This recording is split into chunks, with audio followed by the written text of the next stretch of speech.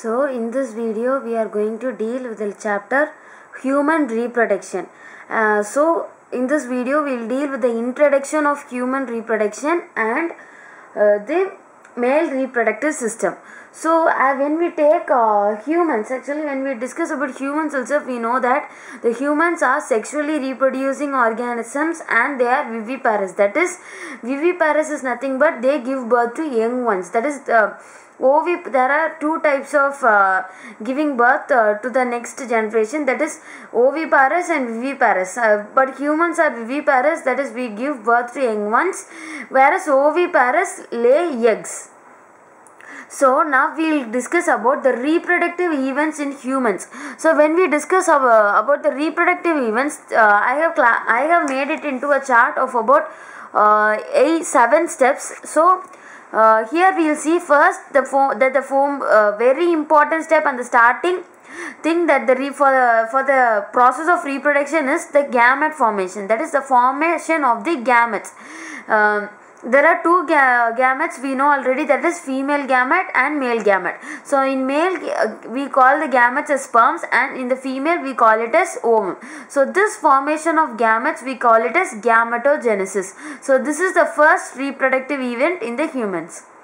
So when we see about the next reproductive event, it is nothing but the transfer of the sperms. That is, we have already discussed that the gamete, that is the male gamete is the sperm, and the transfer of this sperm into the female genital tract for the further process of the reproduction. So this is the second process, that the sperm has to be transported or transferred from the male to the into the female genital tract. So this process we call it as insemination. That is, the first is gametogenesis and the second one is insemination. And the third step is the fusion of these gametes. So when after the entering of the male gamete into the female genital tract, there will be two gametes in a particular same tract. That is, there will be both male and female. So this fusion of these two gametes, so the male and female gametes fuse together. So this process we call it as fertilization. So after the process of fertilization, the zygote forms. That is, the formation of zygote takes place here. So after the formation of zygote, the formation and the development of this blastocyst and its attachment to the uterine wall. That is, the zygote or the blastocyst which is developing gets attached to the uterine wall and in such a way that it is not moving and it is attached to a particular wall, that is the uterine wall. So this process we call it as implantation. And after this attachment or this development implantation process comes the gestation. So here the embryo develops. So the embryonic development takes place in as the next event, and we call it as gestation. And finally the last step is the delivery of the baby, which we call it as parturition. So the baby finally comes out. So these are the reproductive events in humans. So the first one is gametogenesis, that is the formation of gametes, and the second one is insemination, and the third one is fertilization and the formation of zygote and implantation, and then gestation and parturition. So we have discussed about the reproductive events. So actually when we discuss these reproductive events, we automatically know that in both male and females, these reproductive events only occur after a particular period of time, that is only after their attainment of puberty. So after the stage of puberty, these reproductive events occur in the human body. But when we see there is a difference between the male and the female. That is the major step. That is, we know what is the first step. The first step of the reproductive events is the formation of gametes. So that is the formation of sperms in male and the formation of ovum in female. So when we discuss this, the formation of sperms in male, that is the male remains fertile even at the ages of old. So in old men this formation continues, that is the formation of the male gamete continues. But when we compare them with the female, that is with the when we compare the formation of the gametes with the female So when we check it out, the ovum formation ceases at the age of which is around 50 years itself. So a women becomes infertile very sooner than compared to male. So a male maximum he remains fertile even in the old age also. So so we have discussed about the we have discussed the introductory part, and the reproductive events are the humans, which are of 7 types, that is which leads from the gametogenesis and till pasteurization. And what is the difference between the reproductive events in male and female. So now the female reproductive system. So when we as soon as we enter this, we have a lot of things to discuss. So first we'll start with the location of the male reproductive system. So the male reproductive system is located in the pelvis region. So it is located in the pelvis region, and this male reproductive system includes a pair of testes, accessory ducts, glands, and an external genitalia. So it consists of pair of testes, accessory ducts, glands, and external genitalia. So when we see about the testes, that is, it is located outside the abdominal cavity. So outside the abdominal cavity there is a pouch like thing which we call it as a pouch like carrying material which we call it as scrotum. So in this scrotum the testes are situated. So the scrotum along with the testes is situated outside the abdominal cavity. So when we see about this, what is the use or what does this scrotum helps in?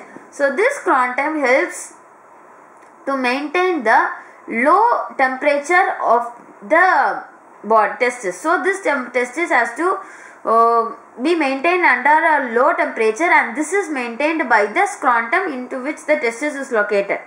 So it is maintained by the scrotum. So that is, it is maintained for about 2 to 2.5 degrees Celsius, which is we know that which is very normal, that is lower than the internal body temperature. So this degree Celsius is lower than the internal body temperature. So for what we may have a question that for what this internal body temperature is maintained, that is, it is very important or it is necessary for the spermatogenesis process. For the spermatogenesis process, this maintenance of the testis temperature, that is under low temperature 2 to 2.5 degrees Celsius, is very important, which is maintained with the help of scrotum. So when we take the testis, it has a particular shape, length, width, and it is the shape of the testis is maximum oval in adults, and its length will be 4 to 5 centimeter, and its width is 2 to 3 centimeter, and this testis is covered by a dense covering. So it is not simply left alone, it is covered by a dense covering. So when we take each and every testis has about 250 compartments. So it has about 250 compartments, which we call it as testicular lobules. So here we have learned about under the topic testis, we have discussed the location, that is it is inside the scrotum. The lower temperature is maintained for the spermatogenesis. Its length 4 to 5, oval in shape, 2 to 3 centimeter width, covered by a dense covering, and it consists of 250 compartments. These compartments, which we call it as testicular lobules. So when we take these lobules, each lobule actually is contains 1 to 3 highly coiled seminiferous tubules. So this when we take, we know that each testis has about 250 compartments, which we call it as testicular lobules, but each lobules contains 1 to 3 highly coiled seminiferous tubules. So in these seminiferous tubules the sperms are produced. So here is the place in which the sperms are produced. The seminiferous tubules is the location where the sperms are produced. So when we take each seminiferous tubule, so when we discuss about each seminiferous tubules, it is lined on its inside by two types of cells. So the two types of cells are called as male germ cells, and the other thing is Sertoli cells. So the male germ cells we call it as spermatogonia, and the second type of cell is Sertoli cells. So when we discuss about the male germ cells, this undergoes meiotic division, and which leads to the sperm formation. So we already know that, we have discussed that inside this seminiferous tubules the sperms are produced. So here this formation or this production of these sperms are helped or maintained or is promoted with the help of male germ cells. So this male germ cells undergoes meiotic division, which leads to the sperm formation. And the second type of cell, Sertoli cells. So here Sertoli cells gives or provides nutrition to these germ cells. To the male germ cells, the Sertoli cells provide nutrition. So the next is in the seminiferous tubules inside regions are made up of two types of cells, whereas when we discuss about the region which is outside, so the outside region, a space which is outside the seminiferous tubules are called as interstitial spaces. So we call them as interstitial spaces. So this outside region of interstitial spaces contains blood vessels which are small in size, and interstitial cells or Leydig cells. So the interstitial spaces consist of blood vessels which are smaller in size and interstitial cells which we can otherwise called as Leydig cells. So this Leydig cells synthesize and secrete the testicular hormone. So the main function of this Leydig or interstitial cells is it synthesize and secrete the testicular hormones, which we call them as androgens. So here sperm formation and the synthesis and secretion of the testicular hormone androgens takes place in the seminiferous tubules, whereas sperm formation takes place inside, and this synthesis and secretion of androgens takes place outside in the region outside of the seminiferous tubules. Here the other immunologically competent cells are also present. We cannot say only these cells are present, but some other immunologically competent cells are also present here. So now we will discuss about the male accessory ducts. So when we discuss about the male accessory ducts, first we will tell what all are the things included in the male accessory ducts, or what all are the organs which are inside the male accessory ducts. So the male accessory ducts consist of rete testis, vasa efferentia, epididymis and vas deferens. The male accessory ducts includes rete testis, vasa efferentia, epididymis and vas deferens. So here it is a step-to-step function of the male accessory ducts. So here the testis consists of seminiferous tubules, which we have already discussed earlier. So this seminiferous tubules of the testis opens into the vasa efferentia, that is one of the male accessory ducts. So it opens into this vasa efferentia through the rete testis. So through the rete testis, the vasa efferentia the seminiferous tubules opens into the vasa efferentia. So this vasa efferentia leaves the testis, and then it finally opens into the epididymis. So the location of the epididymis is the posterior surface of each testis. So at the posterior surface of each testis, this epididymis is present. So this epididymis leads to the vas deferens. So this vas deferens ascends to the abdomen and loops over the urinary bladder. So here it receives a duct from the seminal vesicle and it opens into the urethra as an ejaculatory duct. So here the epididymis leads to the vas deferens and it ascends to the abdomen and it loops over the urinary bladder. So in the urinary bladder it receives a duct from the seminal vesicle. So from the seminal vesicle a duct is received and this duct is opens into the urethra in the form of ejaculatory duct. So these ducts, so this the ducts which open into the urethra, that is this urethra is originating from the urinary bladder. So it extends. So this ejaculatory duct stores and transport the sperm. So the transportation and the storage of the sperms takes place. That is from the testis to the outside through urethra takes place with the help of this ejaculatory duct.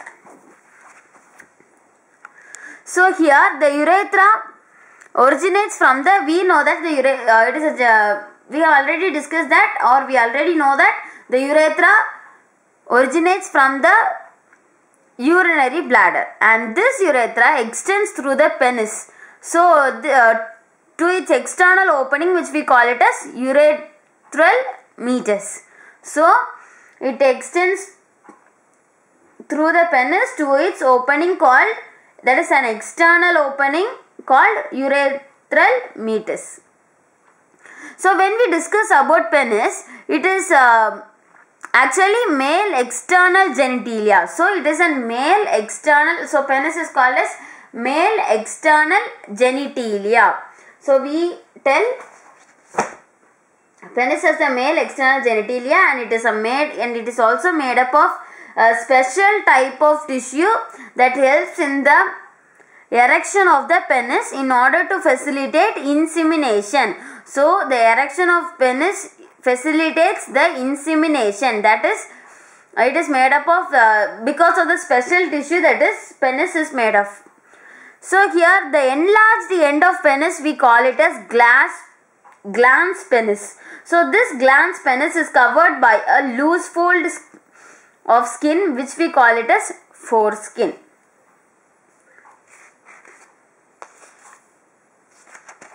So next we are going to discuss about the male accessory glands. So these male accessory glands include paired seminal vesicles, prostate and a paired bulbourethral glands. So the secretions of these glands constitute the seminal plasma. So this seminal plasma is rich in fructose, calcium and certain other enzymes. And also the secretions by these glands helps in the lubrication of the penis.